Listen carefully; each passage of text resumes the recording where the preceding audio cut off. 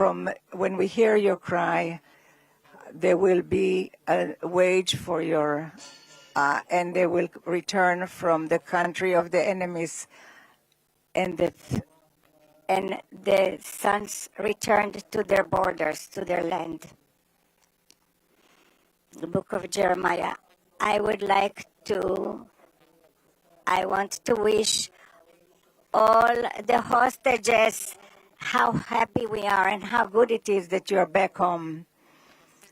The President Trump, who will give us that the God Almighty will bless you, your family, your country, and all those who are dear to you, and will make America. And may God bless the state of Israel. תודה רבה וחג שמח.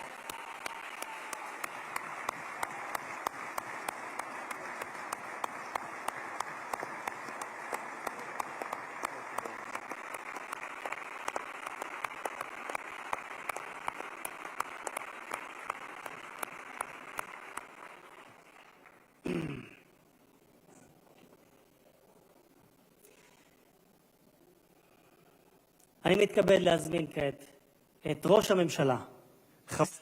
I'm inviting now Mr. Benjamin Netanyahu, the Prime Minister, to say a few words.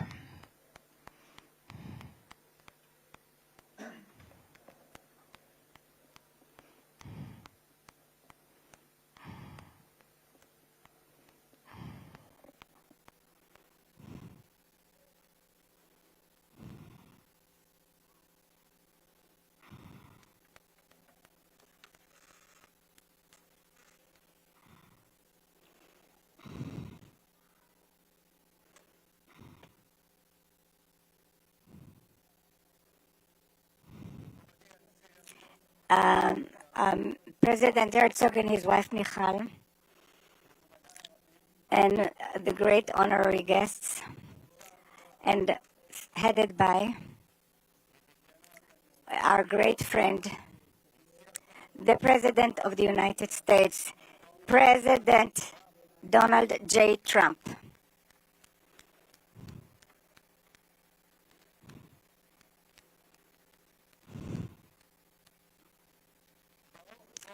Welcome to Jerusalem, our eternal capital. Welcome to Israel in this moving day, exciting day that will be inscribed in the history, on the annals of Israel. And you too, Mr. President, will be inscribed in the history of our nation, and you are already inscribed in the history of the world. And we remember our friends. We know your part, your important part, and the determined part of the return of the hostages in this day, when we were informed today, an hour ago, that all our live hostages returned back to us. What excitement.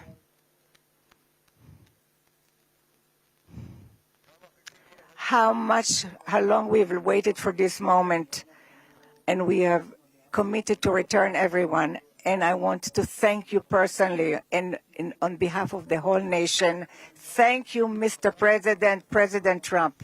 Thank you, Mr. President.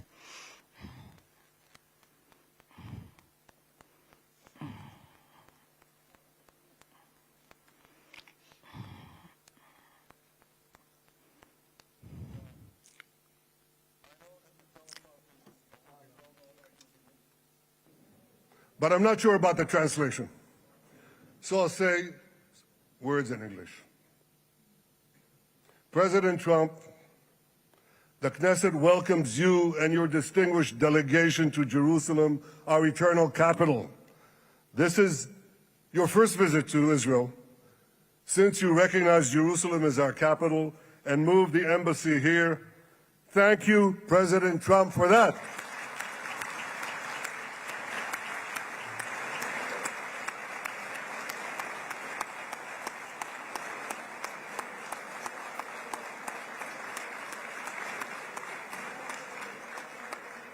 There are many other reasons to thank you since your last visit here. Thank you for recognizing Israeli sovereignty over the Golan Heights.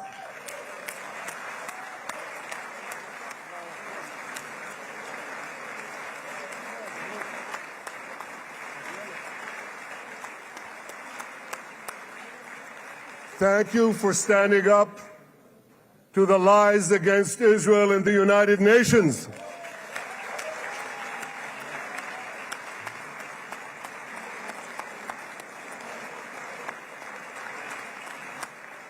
Thank you for recognizing in your 2020 peace plan our rights in Judea and Samaria, the ancestral homeland of the Jewish people.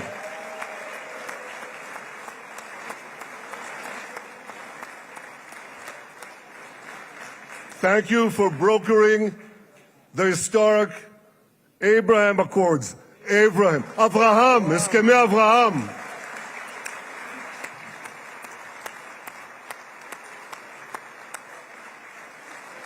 Thank you for withdrawing from the disastrous Iran nuclear deal.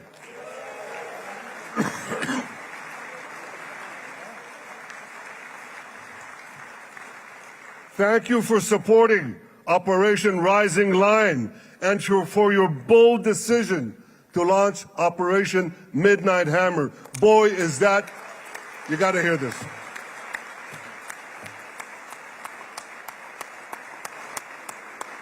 This is the most fitting name ever named for a military operation, because a little after midnight, you really hammered them.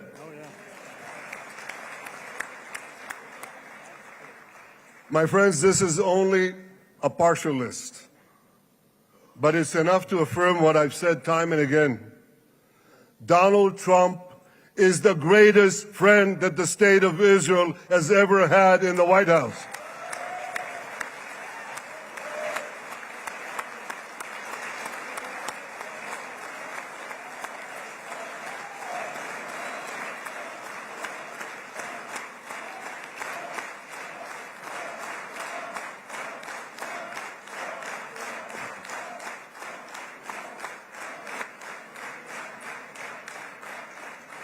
No American president has ever done more for Israel. And as I said in Washington, it ain't even close. It's really not a match. Mr. President, today we welcome you here to thank you for your pivotal leadership in putting forward a proposal that got the backing of almost the entire world. A proposal that brings all our hostages home.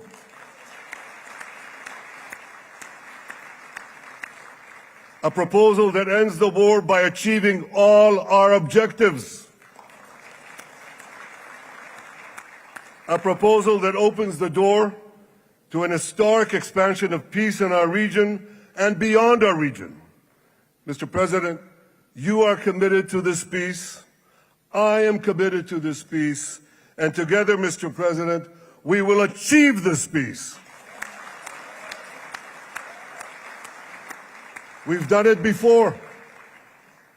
We've done it before in the Abraham Accords, and we'll do it again.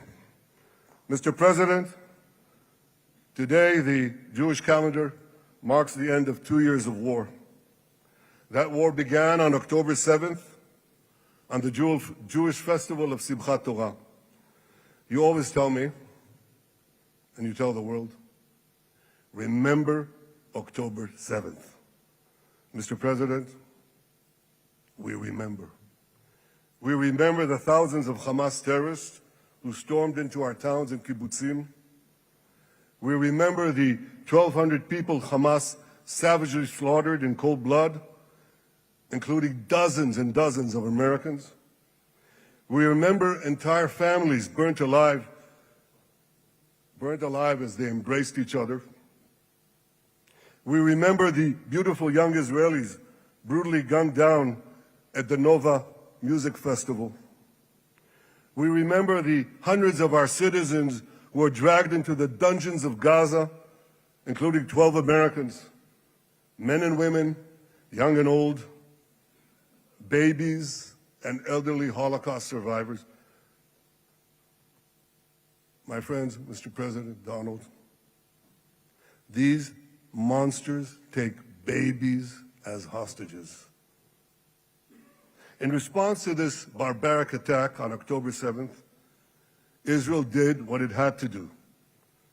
With indomitable courage, we set out to defend our people, to defeat our enemies, and to release our hostages. Our heroic soldiers fought like lions. They fought on the front lines of civilization and barbarism.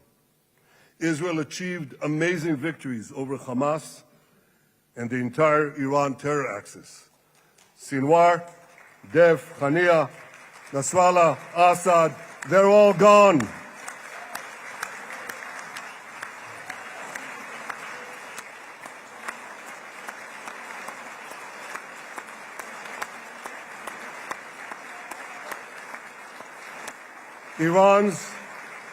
Iran's nuclear weapons and ballistic missile program, with your enormous help, Mr. President, rolled back. Half the Houthi leadership wiped out. But the price of this victory, the price of these victories, has been heavy. Nearly 2,000 of Israel's finest were lost, nearly half in battle. They left behind parents, spouses, siblings, and children. Their love and laughter, their promise and potential were lost forever. To the families of our fallen fighters, many of them are here, I say, I know the depth of your pain.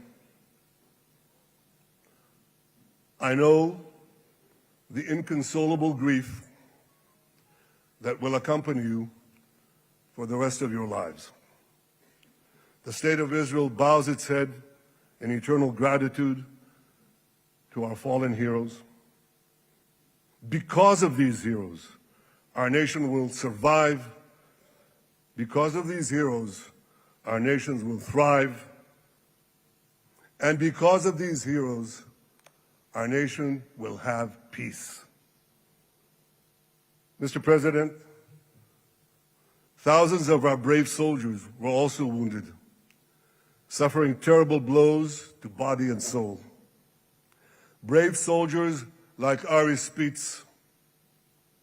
Ari is an American.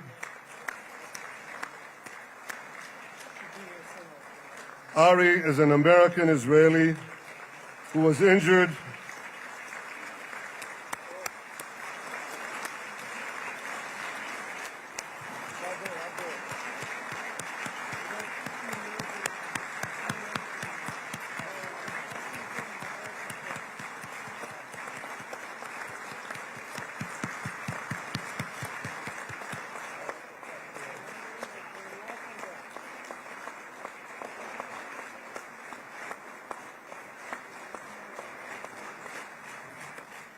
Ari is an American Israeli who was injured in Gaza while searching for Hamas terrorists and weapons.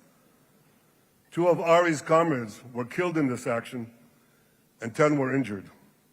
Ari was presumed dead, but made a miraculous recovery despite losing 3 limbs.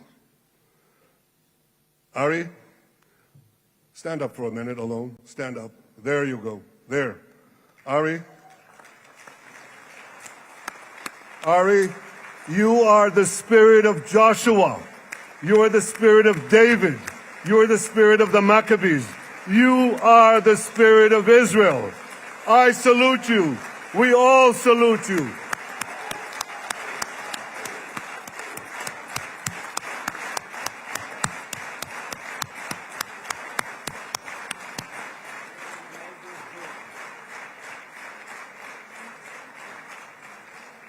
Sabine Tassa of Kibbutz Netiv HaAsara is watching us today from the Israeli consulate in Los Angeles.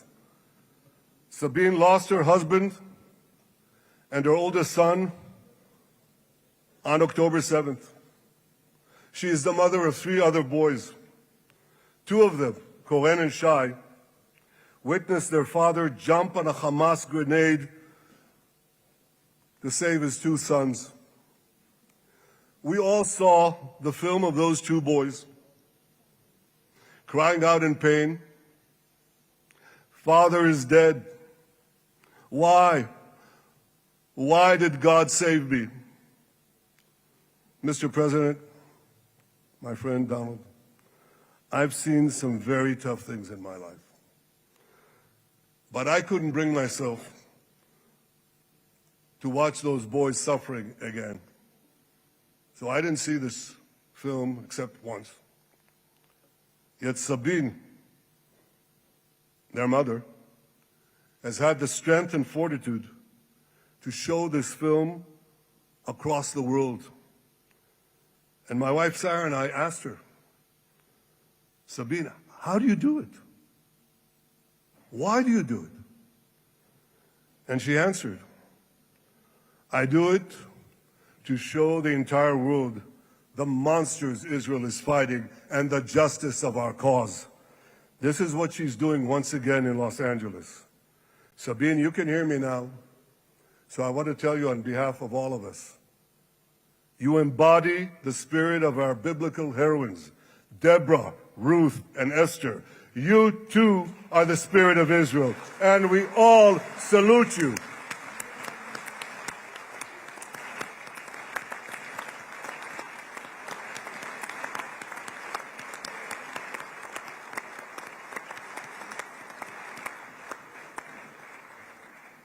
Mr. President, you asked me on our many conversations during the 12-day war with Iran, you asked me, how are the people holding up? And I said to you, our people are strong. Israelis are a nation of lions with unlimited resolve to defend our country and secure our future. The people give strength to our soldiers, and the people give strength to me and to my colleagues. The Jewish people have risen from the ashes time and again, but when we formed the State of Israel and the Army of Israel, we pledged never again would be defenseless against our enemies. And that resolute strength not only assures our survival, it assures our future, it assures peace.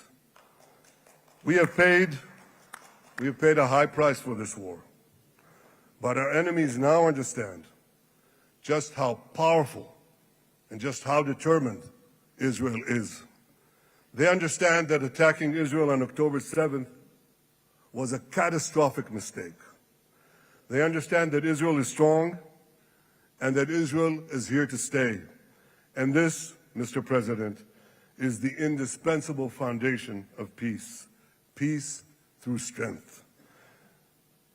Ladies and gentlemen, this is a momentous day, a day of great joy as the remaining hostages come home.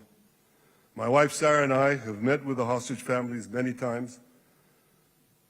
There were no words to describe their agony, only tears of bottomless sorrow and unimaginable pain. At the beginning of the war, I promised to bring all the hostages home. Today, with the indispensable help, the determined and focused help, the unremitting help of President Trump and his team, and with the incredible sacrifice and courage of the soldiers of Israel, we are fulfilling that promise.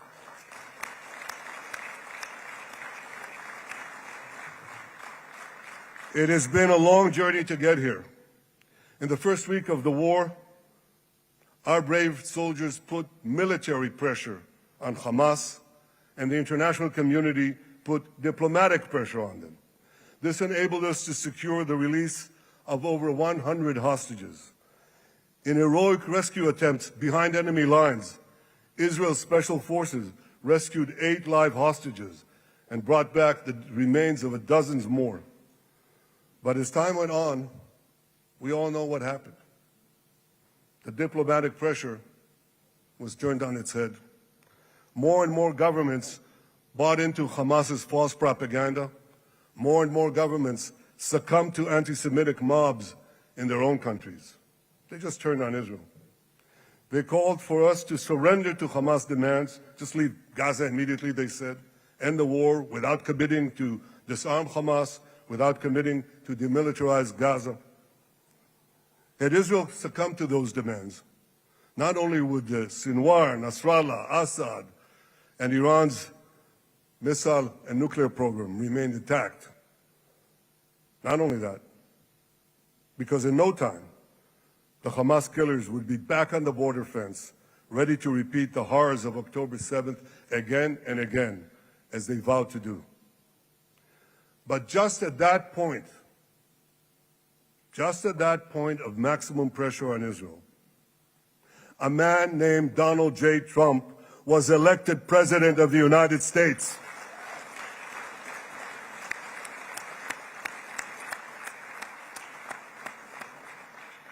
And ladies and gentlemen, overnight, everything changed. Everything.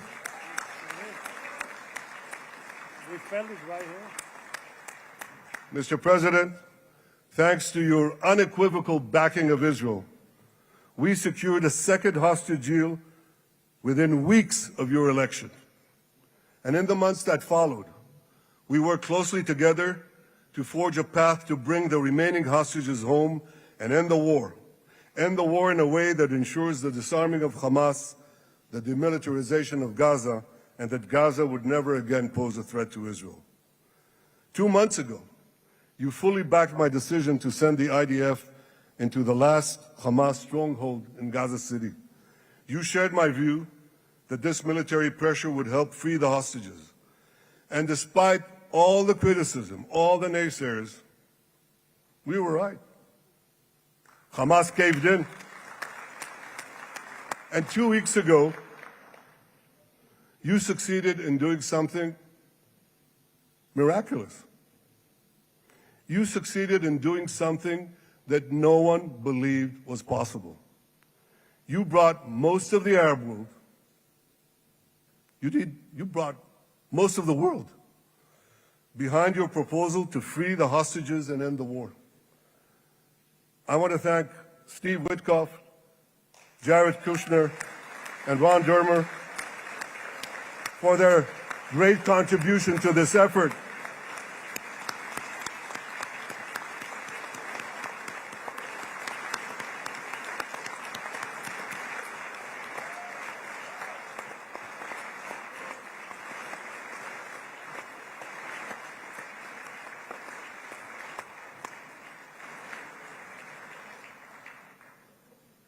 And I want to thank our negotiating team.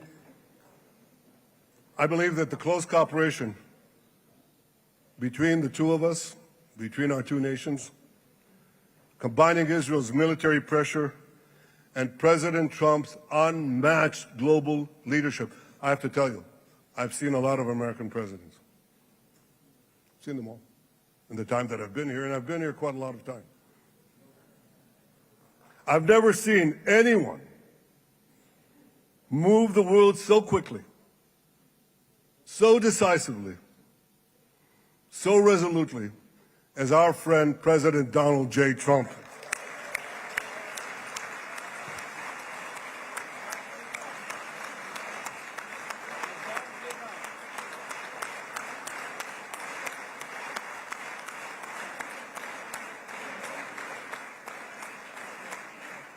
With our military pressure and President Trump's global leadership, we achieved this historic moment. It's a moment of indescribable joy as our nation embraces our sons who are coming home. Mr. President, this week, Jews around the world are going to read the book of Ecclesiastes, Kohelet, in the Bible. The Bible has many miraculous moments. One of them was your decision to bomb Fordo. I think it was a pivot of history. because it wasn't meant only to bomb Fordo. That action and your previous action of taking out Qasem Soleimani, the architect of death, I think that changed the balance of power in the world. You brought America back again to the driver's seat.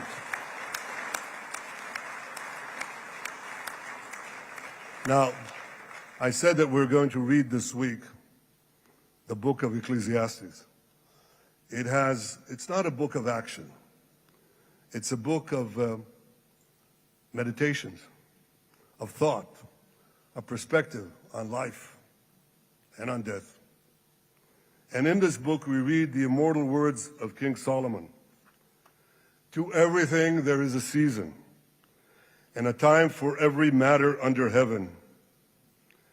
Et milchama ve'et shalom. A time for peace and a time for war. The last 2 years have been a time of war. The coming years will hopefully be a time for peace.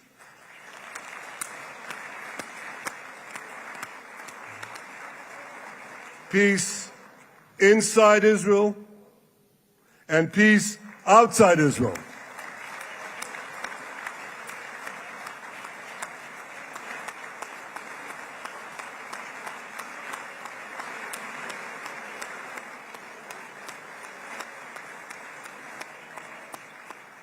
I look forward to continuing marching with you on the path we paved together with the Abraham Accords. Under your leadership, we can forge new peace treaties with Arab countries in the region and Muslim countries beyond the region. Abraham's children will work together to build a better future, a future that will unite civilization against barbarism, light against darkness, and hope against despair. And my friends, I believe that with President Trump's leadership, this will happen a lot faster than people think.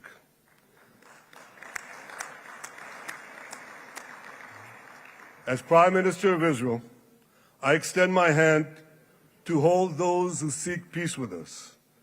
No one wants peace more than the people of Israel. Israel will always remain vigilant in defending itself, and Israel will always remain full of hope. Hope is our national anthem. Hope is our creed. Hope is our strength. It is time, my friends, to realize that hope and expand the circle of peace. Mr. President, thank you for all you have done for us. I have submitted your nomination to be the first non-Israeli recipient of the Israel Prize, Israel's highest award. As to that other prize, just a question of time, you'll get it. But I want you to get the Israel Prize, our highest award, to our greatest friend.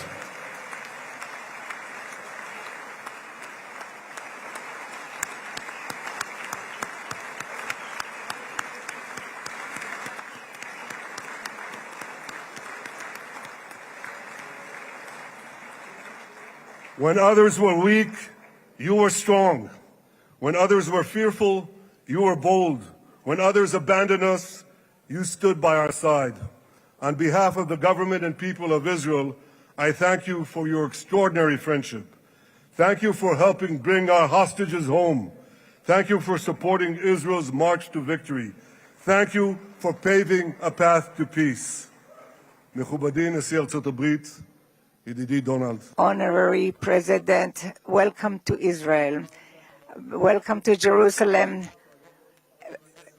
Welcome in this exciting day that brought us to this day.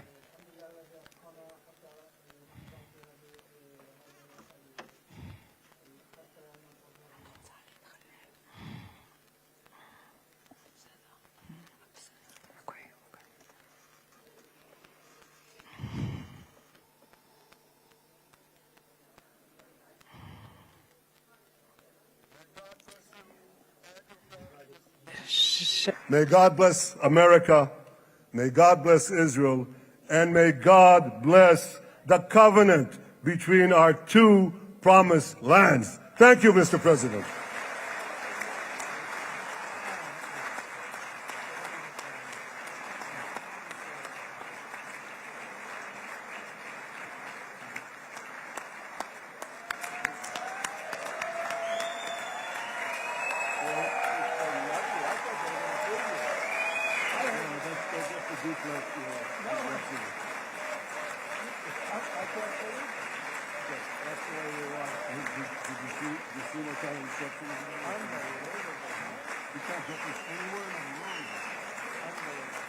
But you'll get it in the morning.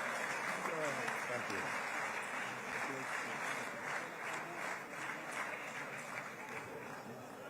The president.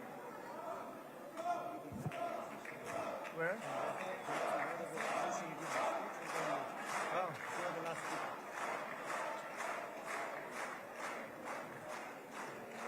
Come on up, opposition. Come on, opposition.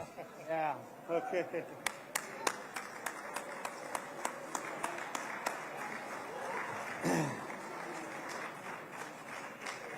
אני מתכבד להזמין כעת את ראש האופוזיציה, חבר הכנסת יאיר לפיד.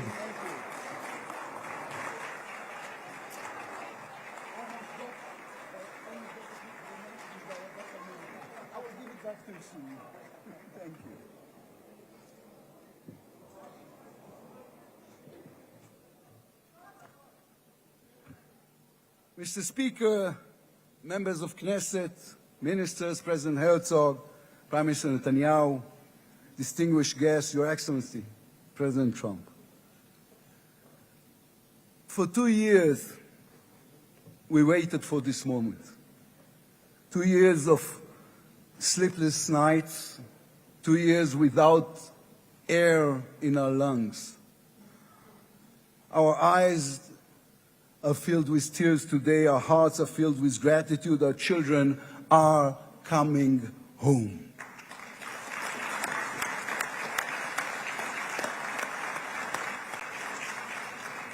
In the Babylonian Talmud, a sacred book of the Jewish people, it is written, whoever destroys one life, it is as though he destroyed an entire world, and whoever saves one life, it is though as he has saved an entire world. Mr. President, you have saved the lives of our hostages.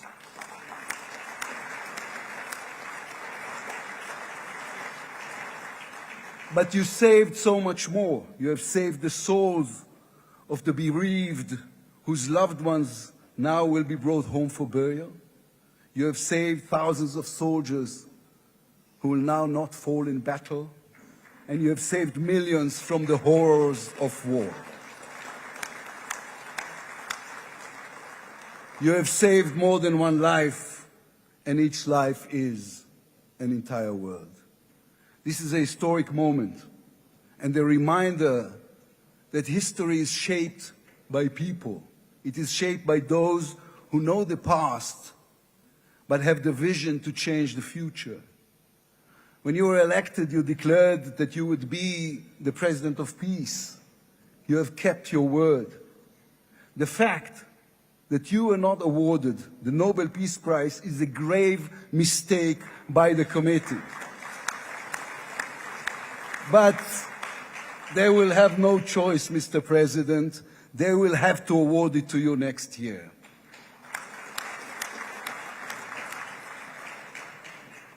Peace will not come by waiting. It will come by building, by reaching out, and by daring once again to believe. You, Mr. President, have done the unimaginable. We will be eternally grateful. But we also need to take responsibility. The destiny of Israel will always be written by the people of Israel. We must now prove ourselves worthy of what has been achieved. From its founding, Israel has said to the world that our strength, our power, rest upon our values. Israel is the strongest country in the Middle East because we are the only democracy in the Middle East. Because we believe in the principles laid in our Declaration of Independence, which says Israel will ensure complete equality of social and political rights to all its inhabitants, irrespective of religion, race, or sex. It will guarantee freedom of religion, conscience, language, education, and culture. It will safeguard the holy places for all religions. Those are our values. That is who we are as people, as a country. Our neighbors must understand one more thing about us. We are not going anywhere. The Middle East is our home. We are here to stay. Our story did not end in the Bible. It began there. It continues in our laboratories and universities, in our innovation hubs. Hamas, Hezbollah, Iran, and the Houthis, they all read the wrong intelligence reports. The real intelligence report on Israel's intentions is found in the book of Genesis. And I will give you and your descendants after you the land of Canaan for an everlasting possession. We call upon the nations of the Islamic world and all our neighbors, Saudi Arabia, Syria, others. We are here to stay. We can do great things together. Come and talk to us. Mr. President, you are the one who can make it happen as you did with the historic Abraham Accords. Then too, no one believed it was possible. Then too, you imposed your vision on everyone. While others spoke of difficulties, you created opportunity. You can be the one to bring the next wave of peace. The people of Israel support this. They want this. We are ready. And you can later today in Egypt with your unbelievably talented team, my friends Steve Witkoff, Jared Kushner, Marco Rubio, Pete Hegseth, forge a regional alliance that will change not only the Middle East but the entire world.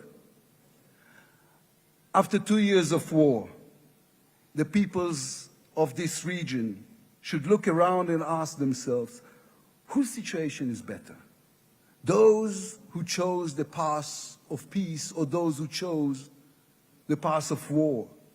Those who invested in their people, in the education of their children, in science and education and technology, or those who invested in hate and in violence? From here I say to all those who demonstrated against Israel these past 2 years, on the streets of London and Rome, in Paris and in Columbia University. I do not represent the government. As you know, I am the leader of the opposition. And I tell you, then, you were deceived. You were deceived. Propaganda experts, funded by terror money, manipulated you. Now that the war has stopped, you have time and a chance to go and learn the facts. The truth is, there was no genocide, no intentional starvation.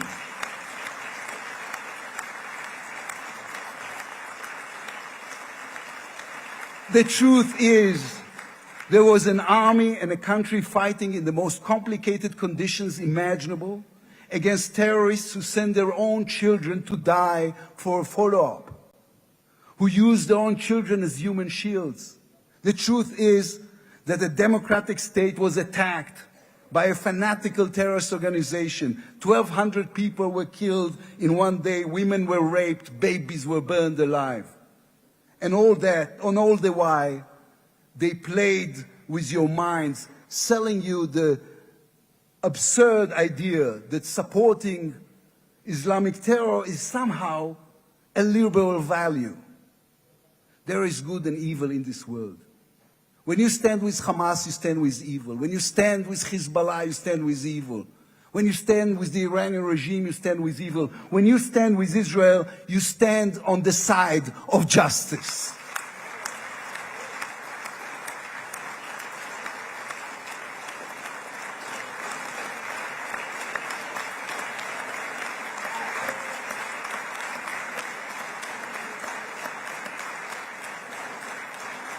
Last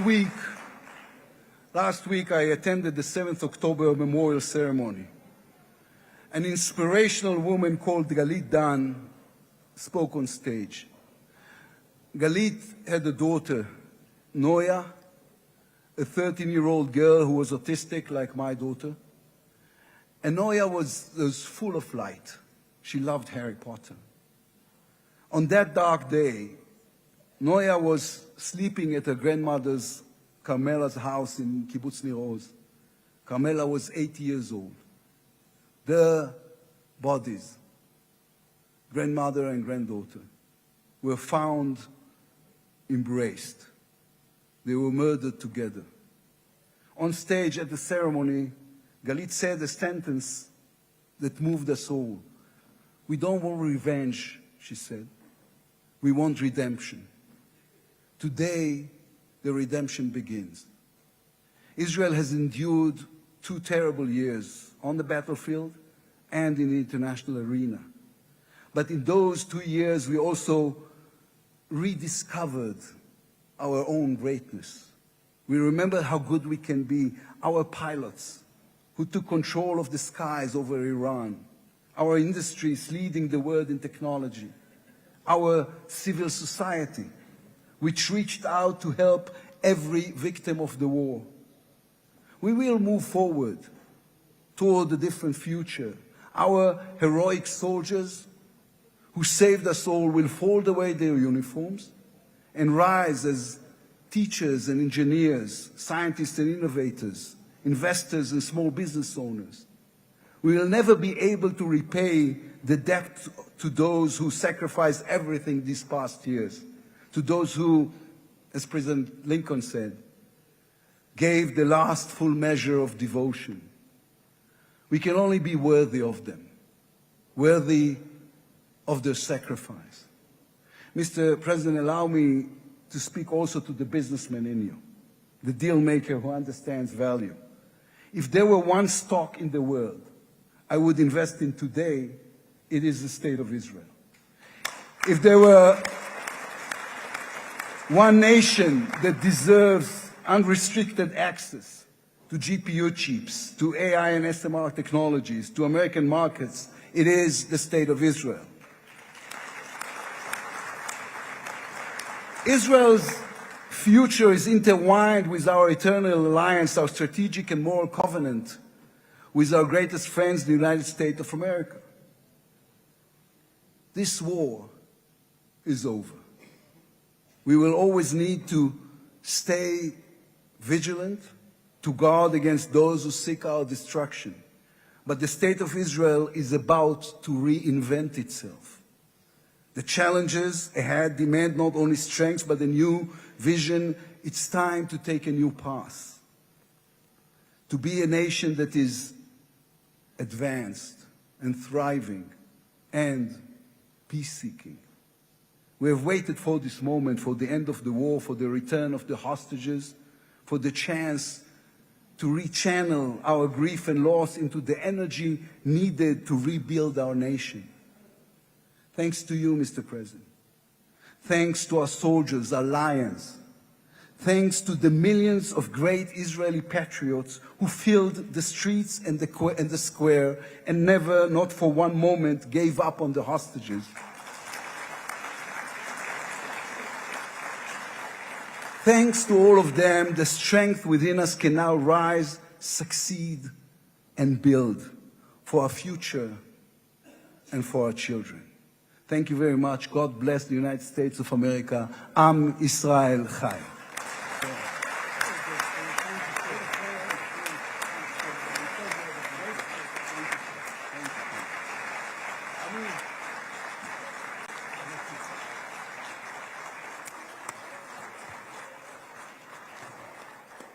אני מודה לראש האופוזיציה, I would like to thank the head of the opposition, members of the Knesset,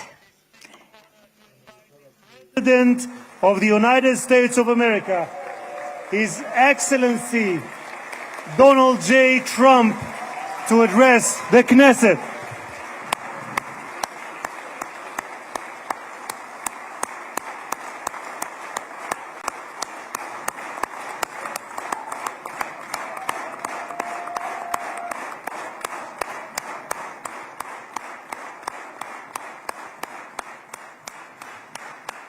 Thank you very much. Thank you.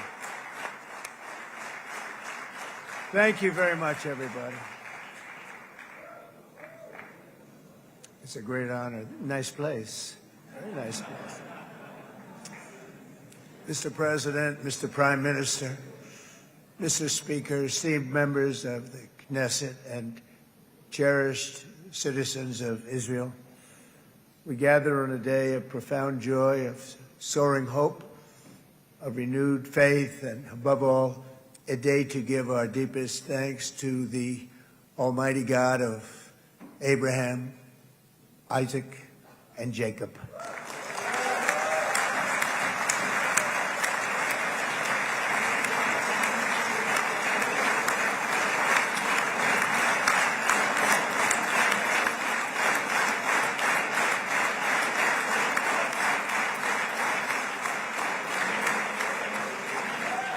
After 2 harrowing years in darkness and captivity, 20 courageous hostages are returning to the glorious embrace of their families, and it is glorious. 28 more precious loved ones are coming home at last to rest in this sacred soil for all of time. And after so many years of unceasing war and endless danger, today the skies are calm, the guns are silent, the sirens are still, and the sun rises on a holy land that is finally at peace, a land and a region that will live, God willing, in peace for all eternity.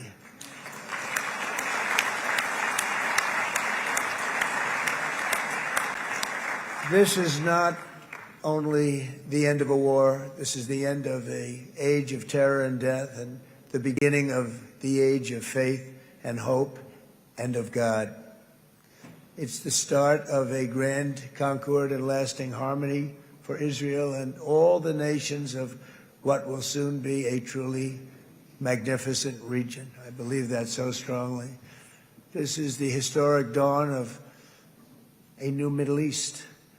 I want to express my gratitude to a man of exceptional courage and patriotism, whose partnership did so much to make this momentous day possible. You know who I'm talking about. There's only one, Prime Minister Benjamin Netanyahu. Bibi, please stand up.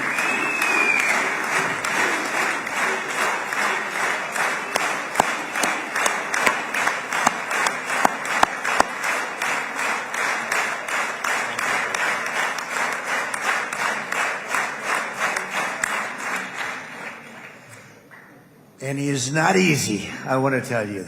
He's not the easiest guy to deal with, but that's what makes him great. That's what makes him great.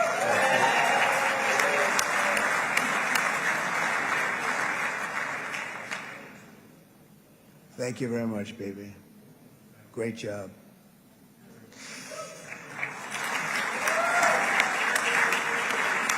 And let me also convey my tremendous appreciation for all of the nations of the Arab and Muslim world that came together to press Hamas to set the hostages free and to send them home. We had a lot of help. We had a lot of help from a lot of people that you wouldn't suspect, and I want to thank them very much for that. It's an incredible triumph for Israel and the world to have all of these nations working together as partners in peace. And it's pretty unusual for you to see that, but it happened in this case. This was a very unusual point in time, a brilliant point in time. Generations from now, this will be remembered as the moment that everything began to change, and change very much for the better. Like the USA right now, It will be the golden age of Israel and the golden age of the Middle East. It's going to work together. I'd like to thank several great American patriots for their invaluable help in getting something done that almost everyone thought was absolutely impossible. We were wasting our time. So many people said, "You're just wasting your time." But we weren't, because we had talented people working with us, and we had people that love your country, and frankly, people that love the region. They love the Middle East. I want to thank my friend Steve Witkoff.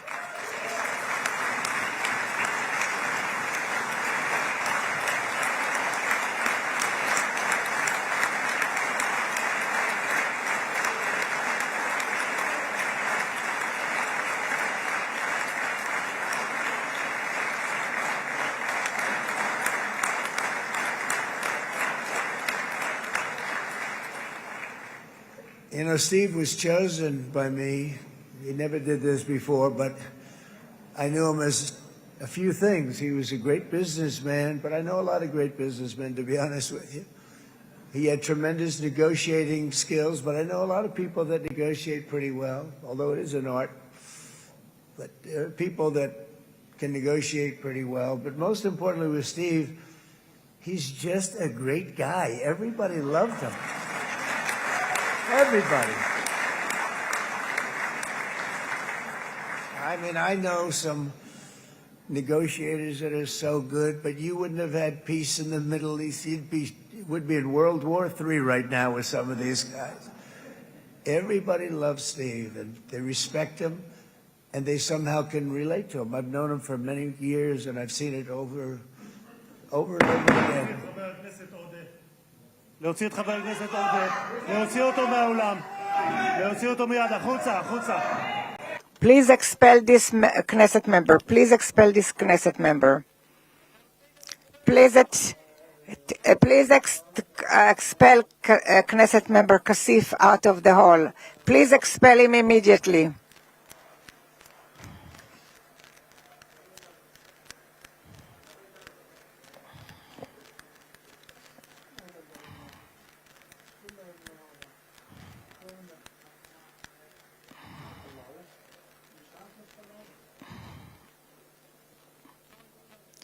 And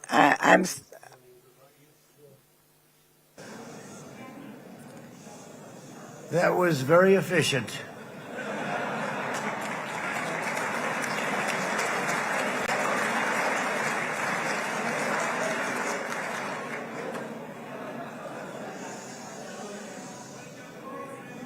So back to Steve. He's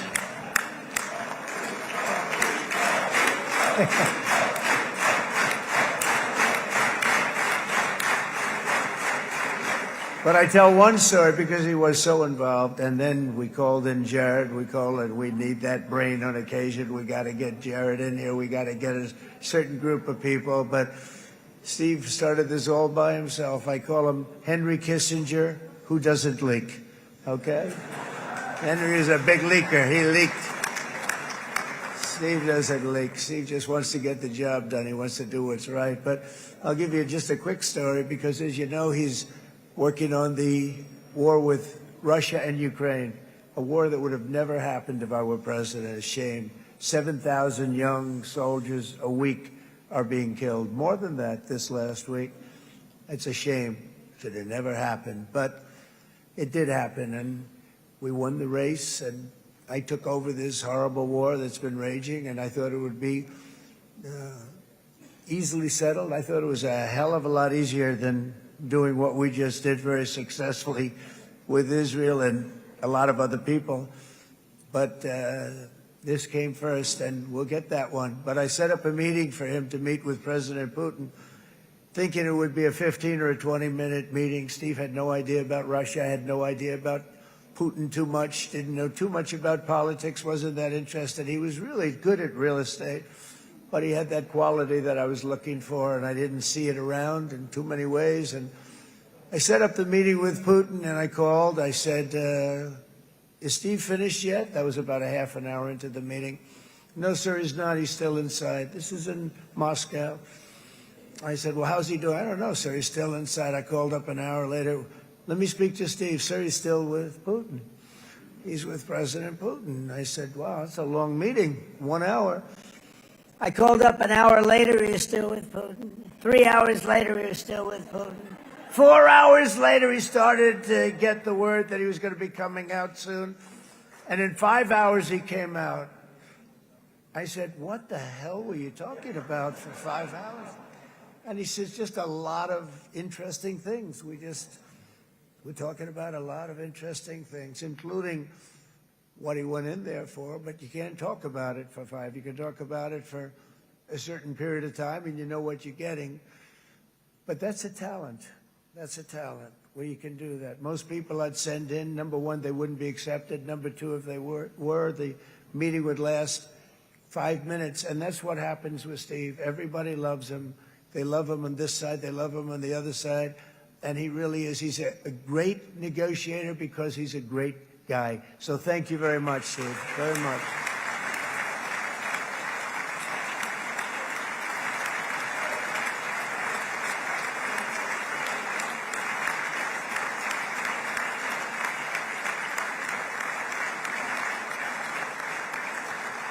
And let me also give a very special thanks to someone who truly loves Israel. In fact, loves it so much that my daughter converted. My daughter converted. I didn't know this was going to happen. And Ivanka's here.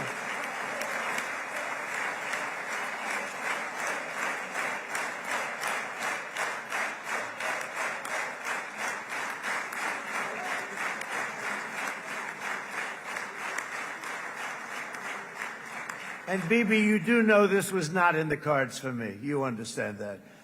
And she is so happy, and they are so happy. At least I think they're happy. If they're not, we have a big story, right?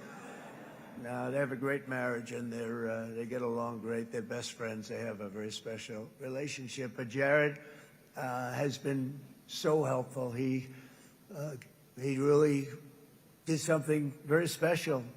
He established the Abraham Accords with a group of very wonderful people. I like calling it the Avraham Accords because people that,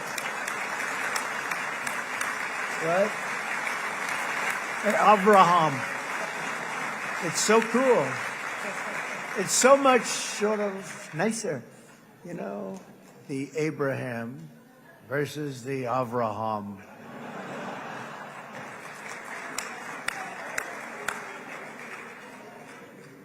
I just don't want to sound too sanctimonious when I do it, so, you know, I sort of split it up. This way we keep everybody happy. But we have some very great talent, and they have no excuses for anything that's taken place because we had some unbelievably good people working on this. And then you're going to add a man named Marco Rubio, who is also here. That's right.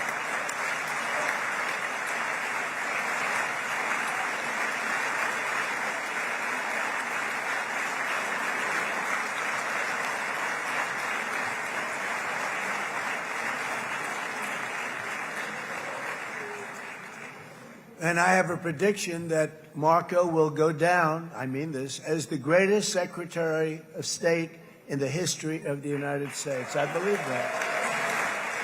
I believe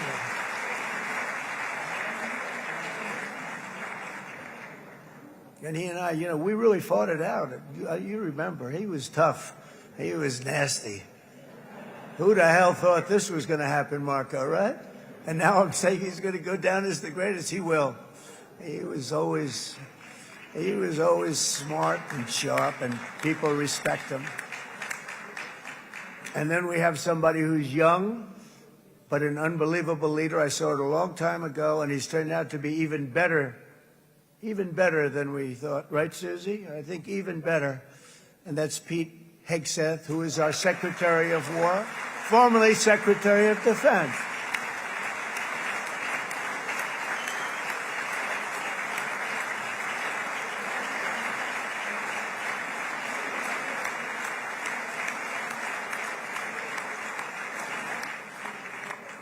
And as you know, we decisively won World War I.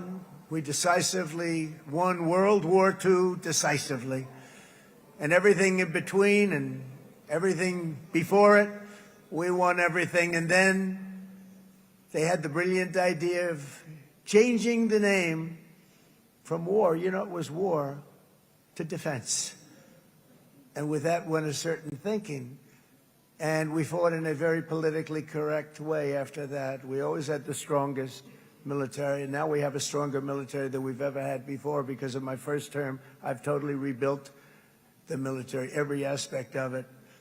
But we have, if you think, we settled 8 wars in 8 months.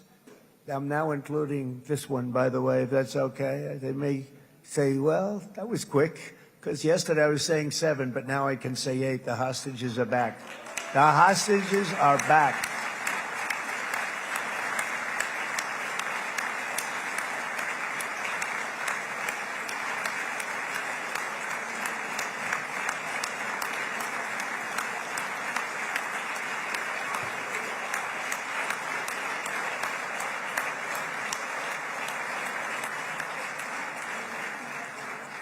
It is a good feeling. Isn't that nice to say? You know, I just said the hostage. First time I said the hostages are back. It feels so good to say it. But when you settle 8 wars in 8 months, that means you don't like war. Everyone thought I was going to be brutal. In fact, I remember Hillary Clinton during a debate, she said, look at him, he's going to go into war with everybody. And actually, she said, he's got a personality that's all about war. No, and my personality actually is all about stopping wars, and it seems to work. It seems to work. But it also means this name change and our attitude that we're not going to go into a war, but if we do, we're going to win that war like nobody has ever won a war before. We will not be politically correct, but we're not going to be there. And I think, you know, as you mentioned, Bibi, before, peace through strength, and that's what it's all about. The United States has the greatest and most powerful military in the, right now, history of the world. I can tell you we have weapons that nobody's ever dreamt of. I only hope we never have to use them. I rebuilt the military. I was proud to do it, but some of the things I hated to do. I hated certain of the weapons because the level of power is so enormous. It's so dangerous, so bad. But we have to do what we have to do. We make the best weapons in the world, and we've got a lot of them. And we've given a lot to Israel, frankly. And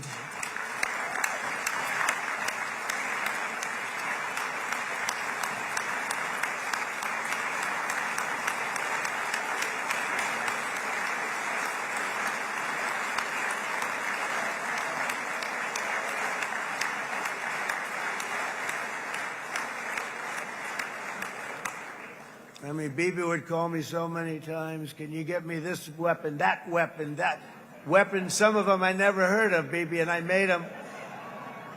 But we'd get them here, wouldn't we? And they are the best. They are the best. But you used them well. It also takes people that know how to use them. And you obviously used them very well. But so many that Israel became strong and powerful, which ultimately led to peace. That's what led to peace. So as we celebrate today, let us remember how this nightmare of depravity and death all began. 2 years ago, on the eve of the Simchat Torah holiday, thousands of innocent Israeli civilians were attacked by terrorists, and one of the most evil and heinous desecrations of innocent life the world has ever seen, the worst slaughter of Jews since the Holocaust. The cruelty of October 7th struck to the core of humanity itself. Nobody could believe what they were witnessing. The United States of America grieved alongside you, and we mourned for our own citizens who were so viciously taken that day, and to all the families whose lives were forever changed by the atrocities of that day and all of the People of Israel, please know that America joins you in those two everlasting vows: never forget and never again.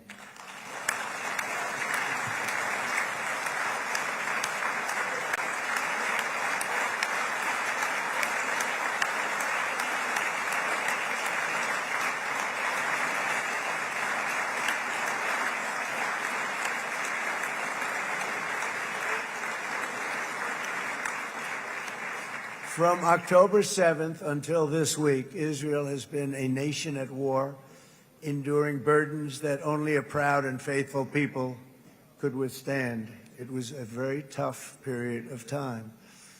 For so many families across this land, it has been years since you've known a single day of true peace.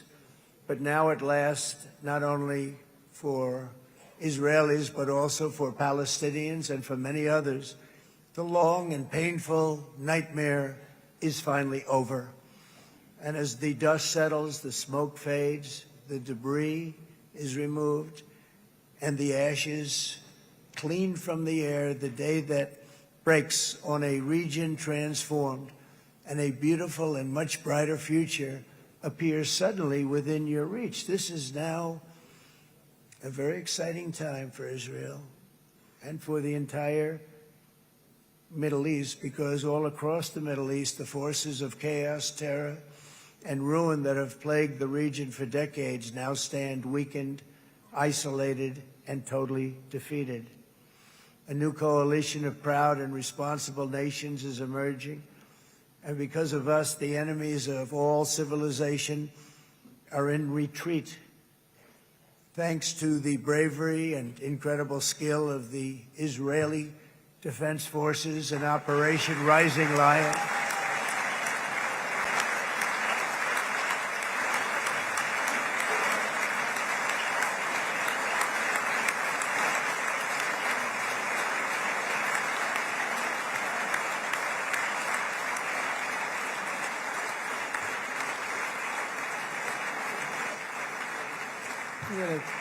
guy's central casting. Let's put him in a movie. Look at him. Great job. And my people loved working with you. Loved it. They worked so well together. But many of Iran's top terrorists, including nuclear scientists and commanders, have been extinguished from this earth. And with Operation Midnight Hammer, boy, that's a great name for that, what we did last June. The United States military flew 7 of those beautiful B-2 bombers. They look so beautiful all of a sudden. They were always, I thought they were pretty planes. I had no idea they could do what they did. In fact, we just ordered 28 more of them. A little updated version. We ordered a whole pile of them. And almost 100 other planes went with them, including fighter jets. And we had 52 tankers, big, beautiful, brand new tankers that were loading them up 4 or 5 times. They traveled 37 hours back and forth. Think of that. But we had tankers all over the sky for all the other planes. We had the F-22s, the F-35s, F-16s. We had a hell of a lot of planes.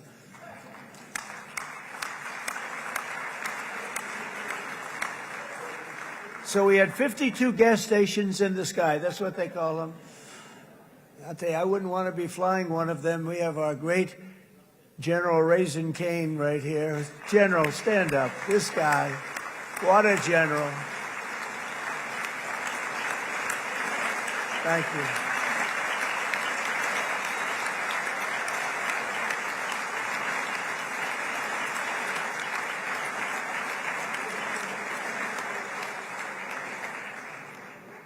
I asked General Cain, I said, you know, we're having problems with ISIS, and I was in Washington, and I asked, how long would it take to defeat ISIS? And my Washington generals told me, 3, 4, maybe 5 years, sir. I said, I don't get it. We got the best equipment in the world. Why? So I flew to Iraq, and I met with a man named Cain. He said, what's your first name? He said, they call me Raisin, sir. I said, wait a minute, your name is Raisin Cain? I've been looking for you for a long time. You gotta be kidding. So they told me 3, 4, 5 years to defeat ISIS. And I sit down with him and I say, why is it? I flew there in the dark of night. I landed, I'll never forget it. It's quite a trip. I'm glad I made it because I met him. I said, could I ask you, General? I come down. He said he was another general and a sergeant. Everybody was like central casting. They could go into a movie right now. Between him and you guys over here, we could get rich making movies, okay? And they got along so great. That's the beautiful thing, that your military and our military, Bibi, got along so great. But I was told by the television generals in Washington, we have the best equipment in the world. Why is it taking so long? And they said, 4 years. I said, so let me ask you, Raisin, how long would it take you to defeat ISIS? Sir, we can do it in 3 weeks, but you'll probably have some time left over. I said, you got to be kidding. What the hell are you talking about? They said 4 years. I said, well, sir, look, it's not my place to say, but you're asking me the question. What you have to do is you hit them from the west, you hit them from the north, you hit them from the south, you hit them above, you hit them below. I said, so why didn't they do it? And he didn't want to speak badly of his superiors, which is hard to believe they were his superiors. It should have been the other way around a long time ago, because he's the one that did Operation Hammer. It was flawless. It was flawless. It was absolutely flawless. And I said, so you really think you can do it in 4 weeks? Yes, sir, 100%. You have to do it differently than they were doing it. They were using one base, and it was hundreds of miles away. And he says, we have all these portable bases all over the Middle East. And they didn't want to use them because they didn't want to offend the country where the portable, they wouldn't have even known what the hell the planes were going up, right? They wouldn't have known, but he said, no, they didn't want to defend anybody, offend anybody, and but we can do it in 4 weeks. I said, you sure about that? I'm going to call you back.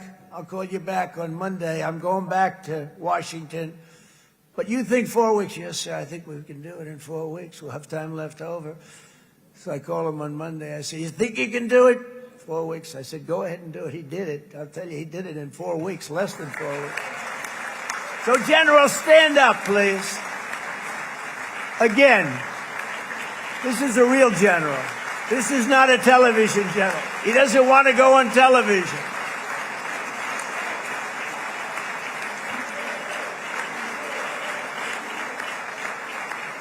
He doesn't want to go on television. That's it. The other guys love being on television. So we dropped 14 bombs on Iran's key nuclear facilities, totally, as I said originally, obliterating them. And that's been confirmed, and everybody understands it. Together we stopped the #1 state sponsor of terror from obtaining the world's most dangerous weapons. And if you think about it, if we didn't do that, and assuming we made the same deal that we have today, there'd be a dark cloud over this deal. And #1, it wouldn't happen because the other Arab and Muslim nations really wouldn't feel comfortable making the deal that we have now, right? If Iran had that nuclear weapon that they were about 2 months away from having. They would have had it in 2 months or maybe less than that. They were right at, this was our last shot. They looked at it for 22 years. This was our last shot. The pilots told me that. They said, 22 years, sir. They looked at it. Our predecessors looked, they studied it. 3 times a year we'd do drills on that exact attack. And boy, did they get it right. But let's assume they didn't, and let's assume there was large-scale nuclear weapons in the hands of Iran. We couldn't be here today. Even if we signed the deal, which we couldn't do because a lot of people would not want to have anything to do with it, we took a big cloud off of the Middle East and off of Israel.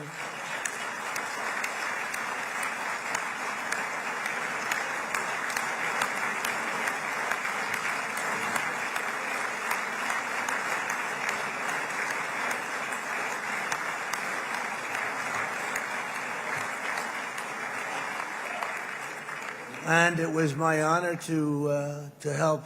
But it isn't it true, though, that can you imagine the same let's assume, Bibi, the same documents, we had everything the same, but you had somebody out there that was, in the opinion of everybody, all-powerful in the Middle East. They took a big hit, didn't they? Didn't they take a big hit? Boy, oh boy. They got hit from one side, from the other. And you know it would be great if we could make a peace deal with them, and I think that's big. Would you be happy with that? Wouldn't it be nice, I think? Because I think they want to. I think they're tired. Somebody said, sir, they're starting their nuclear program again. I said, let me tell you something. They're not starting anything. They want to survive. The last thing they want to do is start digging holes again in mountains that just got blown up and start. They're not doing this. They want to survive, okay? But I think we have a chance. Steve, you, and I think Jared, come on, I'll call you back for another one. We always bring Jared when we want to get that deal closed. We bring Jared, but Steve, you and Jared and the General and Pete and Marco, you'll get that deal done easy. I think that'll be easy. But first we have to get Russia done. We got to get that one done. If you don't mind, Steve, let's focus on Russia first, all right? We'll get it done. In Lebanon, the dagger of Hezbollah, long aimed at Israel's throat, has been totally shattered. My administration is actively supporting the new president of Lebanon in his mission to permanently disarm Hezbollah's terror brigades. He's doing very well. And build a thriving state at peace with its neighbors. And you're very much in favor of that, I know. And it's good things are happening there, really good things. And with this week's ceasefire, we've achieved the most challenging breakthrough of them all, the most challenging breakthrough maybe ever. I mean, I've never seen anything like it. I've been involved in a lot of success. I have never seen anything like what's going on today all over the world. People are dancing in the streets, not just in Israel. They're dancing in the streets of countries that would have never danced in the street about what's happening today. They're dancing in those streets. So this long and difficult war has now ended. You know, some people say 3,000 years, some people say 500 years, whatever it is. It's the granddaddy of them all. And in an unprecedented achievement, virtually the entire region has endorsed the plan that Gaza will be immediately demilitarized, that Hamas will be disarmed, and Israel's security will no longer be threatened in any way, shape, or form.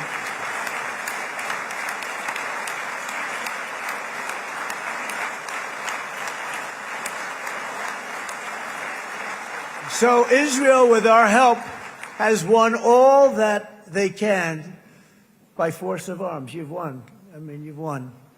Now it's time to translate these victories against terrorists on the battlefield into the ultimate prize of peace and prosperity for the entire Middle East. It's about time you were able to enjoy the fruits of your labor.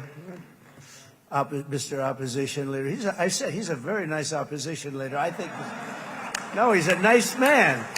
Bibi, he's a nice man. Good. He knows what he's doing, right?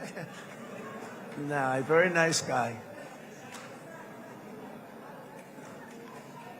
Well, see, now you can be a little bit nicer, Bibi, because you're not at war anymore, Bibi.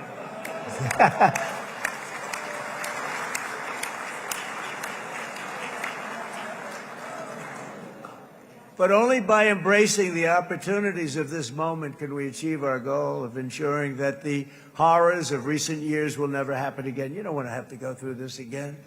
8 years ago, I came to this region on a very special first trip abroad as the President of the United States. I came here very early at your request. I addressed the leaders of the Arab and Muslim world gathered in Saudi Arabia and said that it was time to build a future free of the grip of extremism and terror. And interestingly, right now, as soon as I'm finished, I'm quite late. You've kept me quite late between opposition leaders and Bibi's brilliant but very long speech. I thought I was going to run up here, make a speech, and then head to Egypt. It didn't work out, though. And you made a pretty long one, too, sir.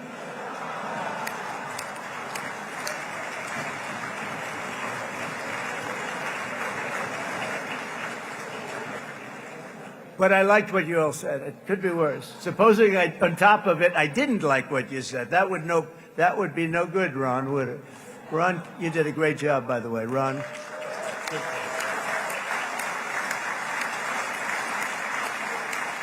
Yeah.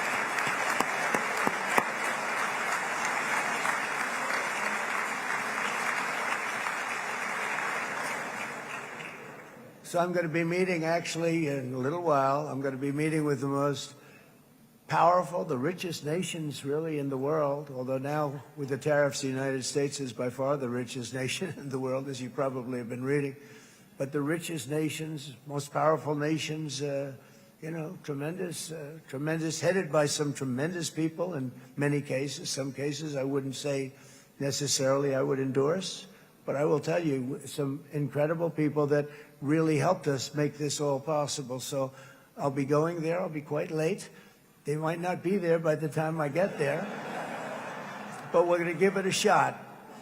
But the journey we started back then led to the crushing defeat of the ISIS caliphate, to the monumental Abraham Accords, and ultimately to the historic ceasefire this week, in which many of those same nations really played a very pivotal role, I have to tell you. Steve will tell you that. Jared will tell you that.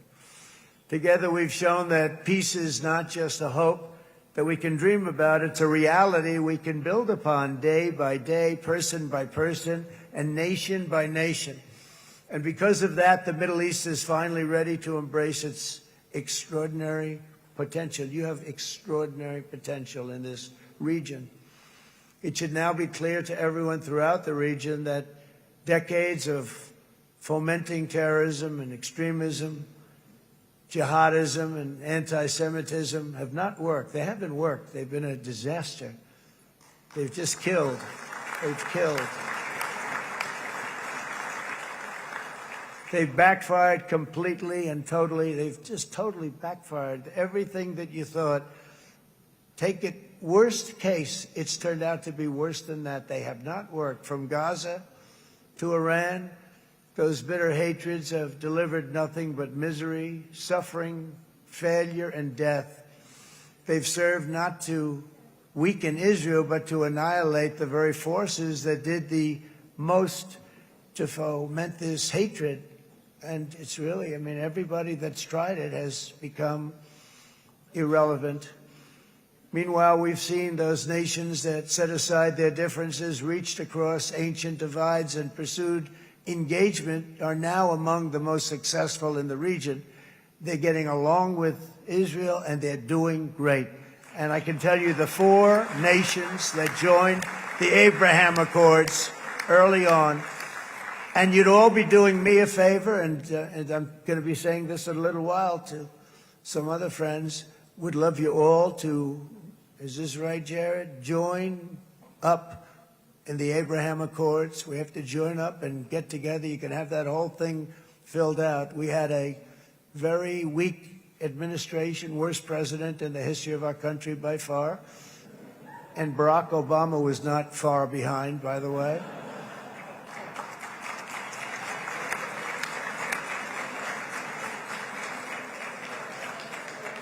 And they did nothing with this incredible document, the Abraham Accords, but now you can fill them up. Now you have peace, you have people that really like Israel. I'll tell you what, and they like Israel a lot more today than they did even 5 weeks ago. Like, you've made a lot of, you've come back strong, because it was getting to be a little nasty out there in the world, and ultimately the world wins. You can't beat the world. Or I would say to Bibi, it's now time.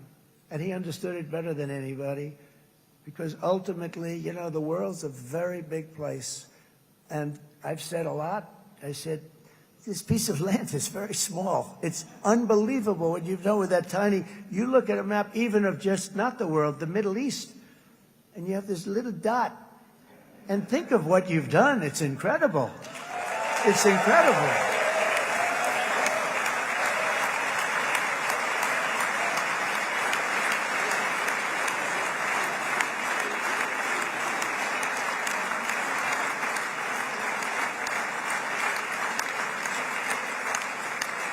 But the world is loving Israel again. And I said to Bibi, you know, the world is big and it's strong. And Ron, ultimately, the world wins. And we don't have to worry about that now. But there was getting to be a period of time over the last few months, you know, the world wanted peace and Israel wanted peace. Everybody did. Everybody did.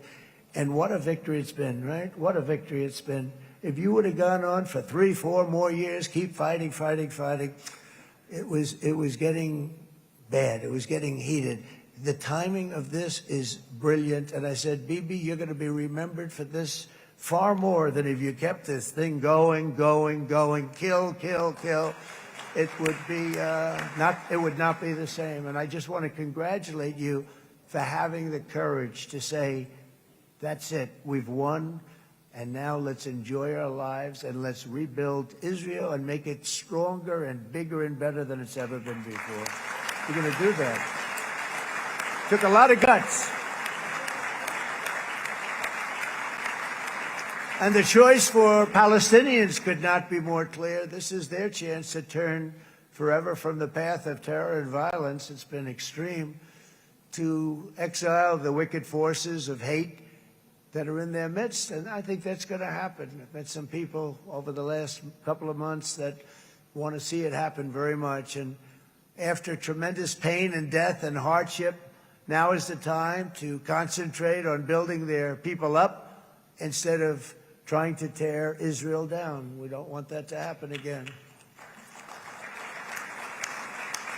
And the total focus of Gazans must be on restoring the fundamentals of stability, safety, dignity, and economic development so they can finally have the better life that their children really do deserve after all these decades of horror.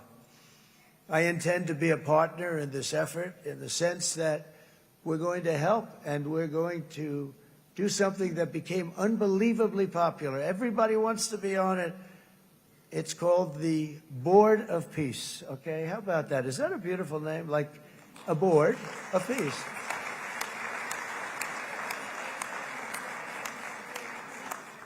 The only bad thing from my standpoint, every single nation involved has asked me to be the chair, and I'll tell you, I'm very busy.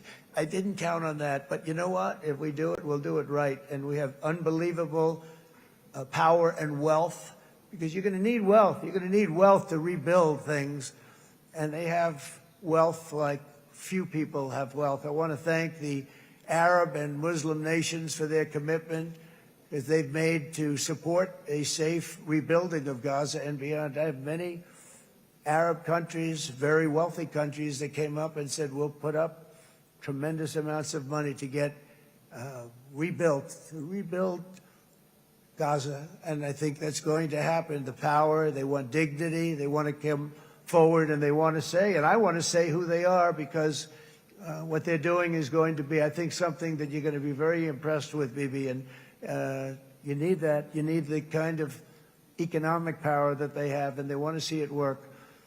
And they want to see it be safe, and they want to see it be good for Israel, too. And as much money as it will be, and it's a lot, as you can see, it's a lot.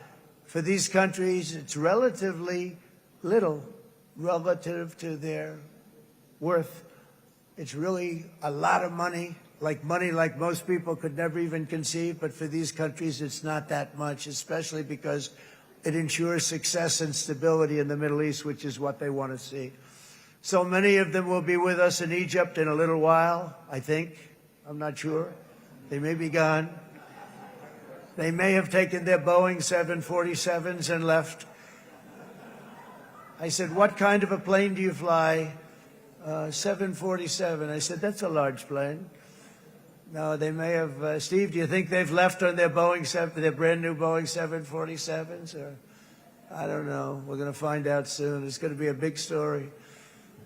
There'll be 2 people left, and they'll be the 2 poorest ones.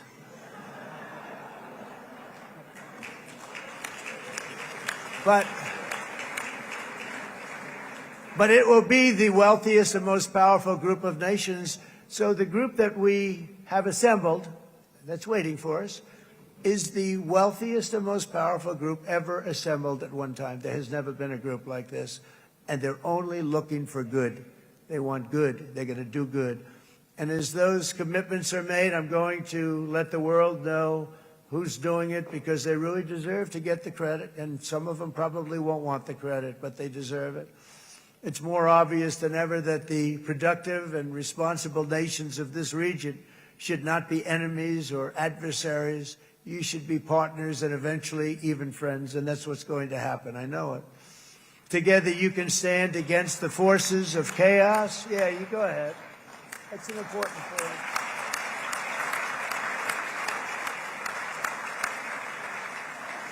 Because you can stand against the forces of chaos that threatened all of your interests, and it's always a big threat, and unleash incredible prosperity and opportunity for all the people of these lands, and that's what's going to happen. You're going to unleash numbers and success, the likes of which Israel has never been able to think of, because you're so firm, and you should be, and you've done the right thing in defending yourself. You're not going to have to worry so much about it. You've won, and now you can build, and you can do things that you never even thought possible. When you put that genius into doing something else, it's going to be something it's going to be a miracle. The miracle in the desert, it's going to be amazing. And it already is in a true sense. But it'll be wonderful when you can spend time thinking about other than war and defense and offense also. To that end, it's my firm hope and dream, frankly, that together the Abraham Accords will turn out to be everything that we thought they would. Those 4 countries were very, very brave in doing it. They did it at a very early point, and every single one of them benefits unbelievably financially. And if you noticed, even in this bad period that we just went through, they all remained a member of the Abraham Accords. They've done unbelievably well. And you know who you are, and I want to thank you. And they've stayed because of loyalty, but they've also stayed because it was really good business. They've made a lot of money being members, and you're going to all, I hope that every one of the countries that we're seeking, Jared, I hope they join quickly. No games, no nothing. Just join, get it. It's going to be a great peacemaker. It's really going to bring it together beyond anybody's wildest dream. So instead of building fortresses to keep enemies at bay, the nations of this region should be building infrastructure to weave your commerce closer together, because you've got to compete with the big world out there in commerce now. It's a different kind of competition. Instead of making weapons and missiles, the wealth of this region should flow to schools and medicine, industry, and, frankly, the new hot thing, artificial intelligence. It's a lot of intelligence you're going to have to be throwing off to pay back these sums of money that they're doing. But that's really the hot one. And I might say that the United States, a year ago, was a dead country. I say it to people. I heard it first from the King of Saudi Arabia. I then heard it from UAE. I heard it from Qatar. I heard it from many other countries. A year ago, the United States of America was a dead country. Now it's the hottest country anywhere in the world. It is the hottest. There's no question about it.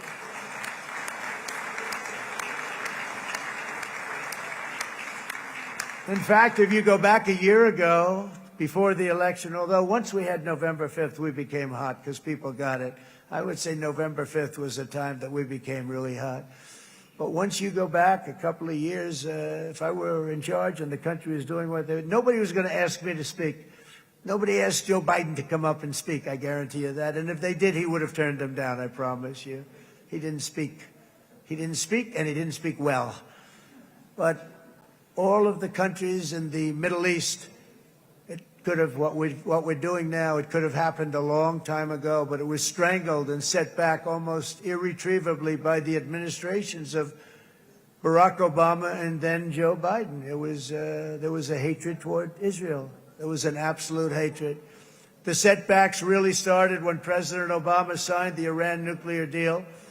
This was a disaster for Israel, and it was a disaster for everyone. And I remember that Bibi Netanyahu came to the United States and worked so hard to try and get Obama not to do that deal.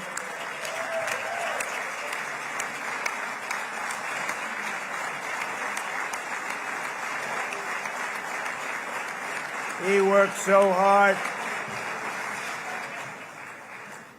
But it was like talking to a wall. I remember him telling me it was like talking to a wall. They wanted to go with Iran. They chose Iran, frankly, over a lot of other good nations, but specifically Israel. And that was the beginning of a very bad period of time. You had Obama go out, and the Iran nuclear deal turned out to be a disaster. And by the way, I terminated the Iran nuclear deal, and I was very proud to do it.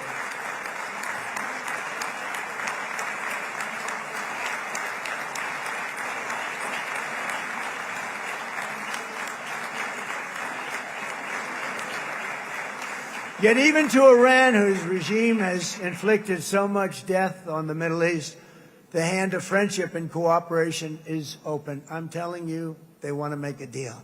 That's all I do in my life. I make deals. I'm good at it. I've always been good at it. And I know when they want. Even if they said, we don't want to make a deal, I can tell you they want to make a deal. All right, they do. They want to make a deal, and we're going to see if we can do something, because this is crazy what's happening, and we're not going to have this anymore. Neither the United States nor Israel bear the people of Iran any hostility. We merely want to live in peace. We don't want any looming threats over our heads, and we don't want to even think in terms of nuclear destruction. It's not going to happen, never will happen. There's nothing that would do more good for this part of the world than for Iran's leaders to renounce terror, stop threatening their neighbors, quit funding their militant proxies, and finally recognize Israel's right to existence. They have to do that. They have to do that. And to Iran, and as you know, this is not said out of weakness. There's no weakness. But I'm going to say this, that we are ready when you are, and it will be the best decision that Iran has ever made. And it's going to happen. It's going to happen. And they're good people. I know a lot of Iranians in the United States. They're good people, smart, hardworking people. They don't want to see what's happened to their country. The story of fierce Israeli resolve and triumph since October 7th should be proof to the entire world that those who seek to destroy this nation are doomed to bitter failure. The state of Israel is strong, and it will live and thrive forever.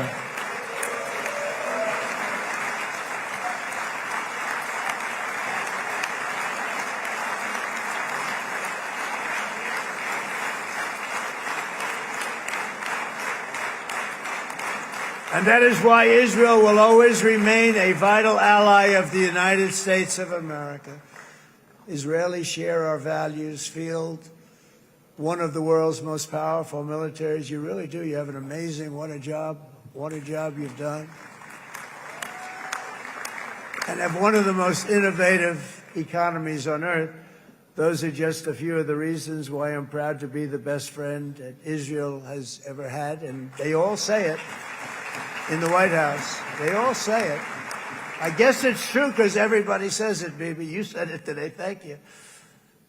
But as president, I terminated the disastrous Iran nuclear deal, and ultimately I terminated Iran's nuclear program with things called B-2 bombers. It was swift, and it was accurate, and it was a military beauty. I authorized the spending of billions of dollars, which went to Israel's defense, as you know. And after years of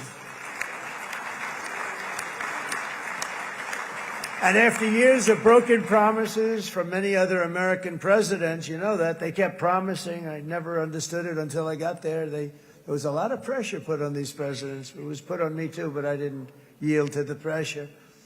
But every president for decades said, we're going to do it. The difference is I kept my promise and officially recognized the capital of Israel and moved the American embassy to Jerusalem.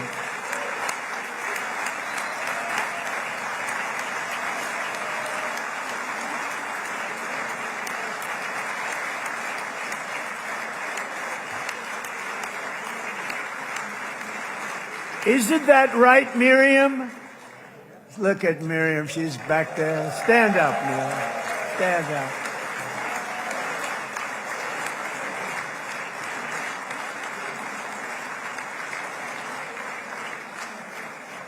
Miriam and Sheldon would come into the office. They'd call me. He'd call me. I think they had more trips to the White House than anybody else I can think of. Look at her sitting there so innocently. She's got $60 billion in the bank. $60 billion. And I think she's saying no more. And she loves Israel, but she loves it, and they would come in, and her husband was a very aggressive man, but I loved him. He was a very aggressive, very supportive of me. And he'd call up, can I come over and see you? I say, Sheldon, I'm the President of the United States. It doesn't work that way. He'd come in. But they were very responsible for so much, including getting me thinking about Golan Heights, which is probably one of the greatest things to ever happen to Israel.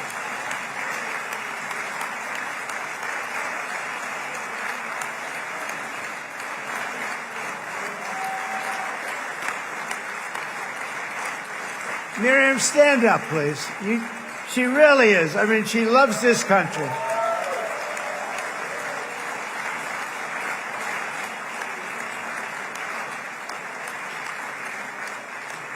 She loves this country. Her and her husband are so incredible. We miss him so dearly. But I actually asked her, I'm going to get her in trouble with this, but I actually asked her once, I said, so Miriam, I know you love Israel.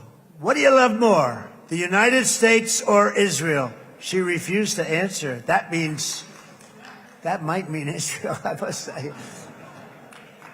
We love you. Thank you, darling, for being here. That's a great honor. Great honor. She's a wonderful woman.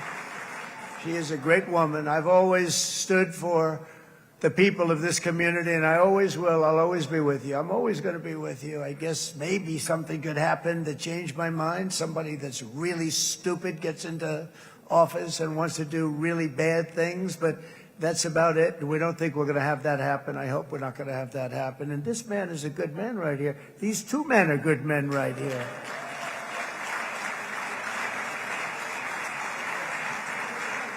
Hey, I have an idea. Mr. President, why don't you give him a pardon? Give him a pardon. Come on.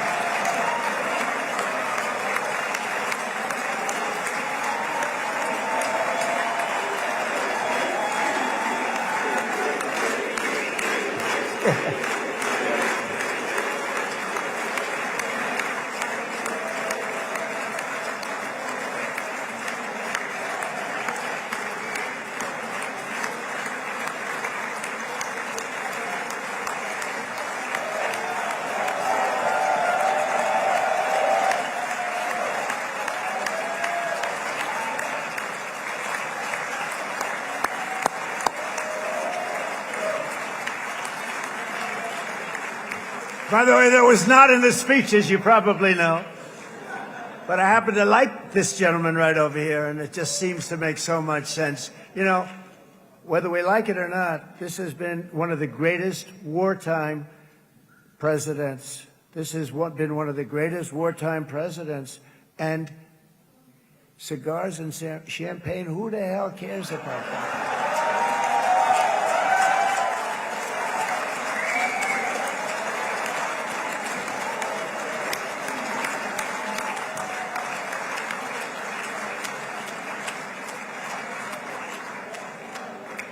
All right, enough controversy for the day, right? Actually, I don't think it's very controversial. So, you know, I mean, I see so popular. You are a very popular man. You know why? Because you know how to win.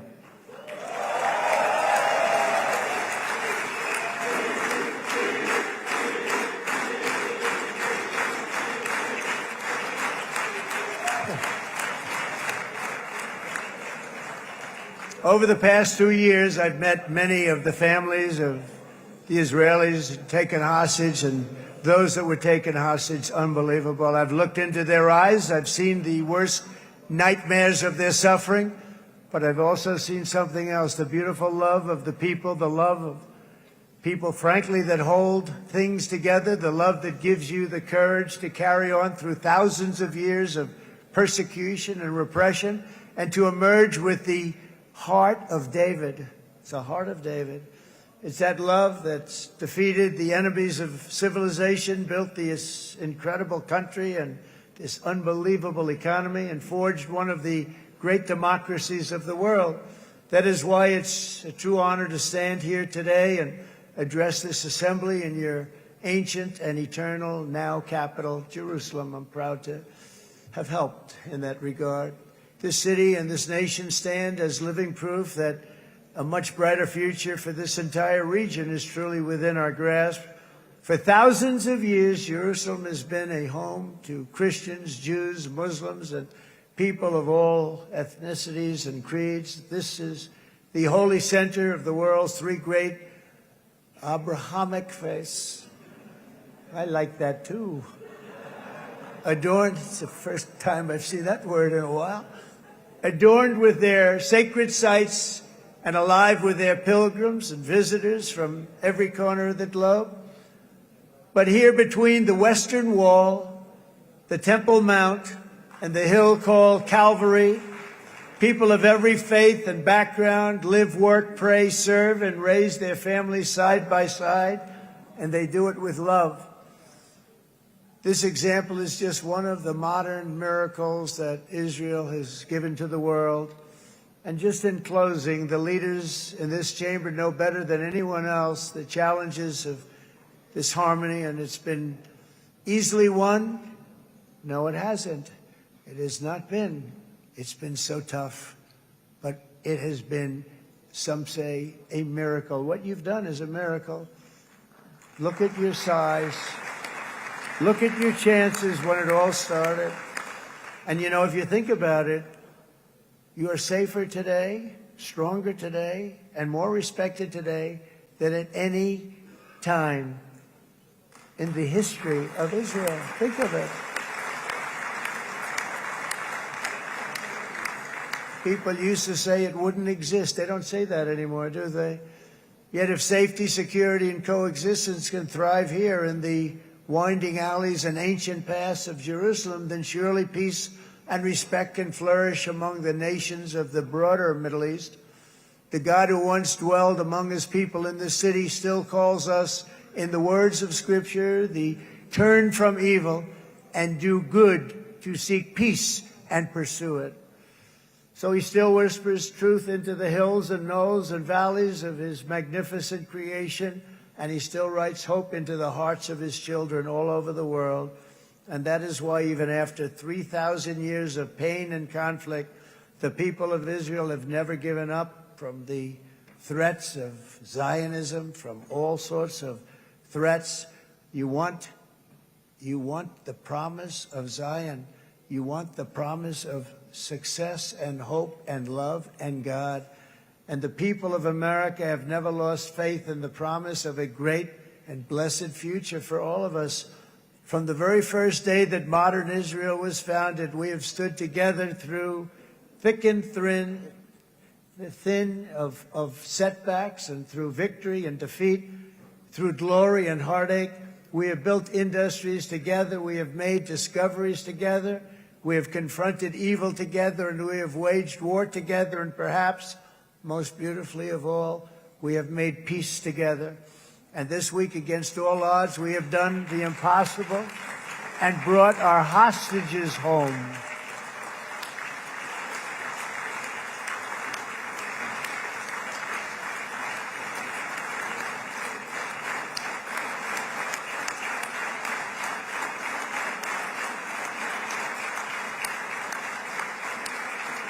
So now we're going to forge a future that is worthy of our heritage. We're going to build a legacy that all the people of this region can be proud of.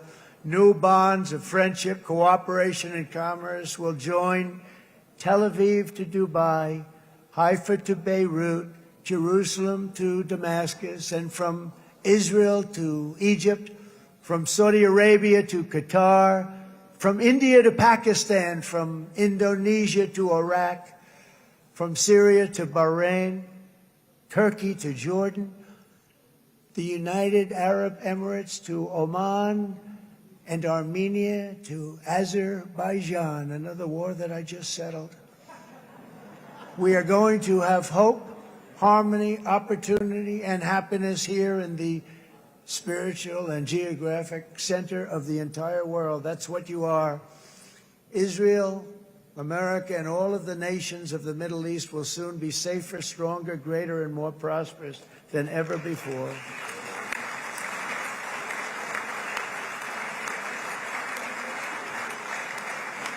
And I want to thank you all once again for this exceptional honor. This has been truly an honor. It's seldom that a president is invited to do this. And I love Israel. I'm with you all the way. You will be bigger, better, stronger, and more loving than ever before. Thank you very much. God bless you. God bless the United States of America. And God bless the Middle East. Thank you, everybody. Good luck. Thank you very much. Thank you.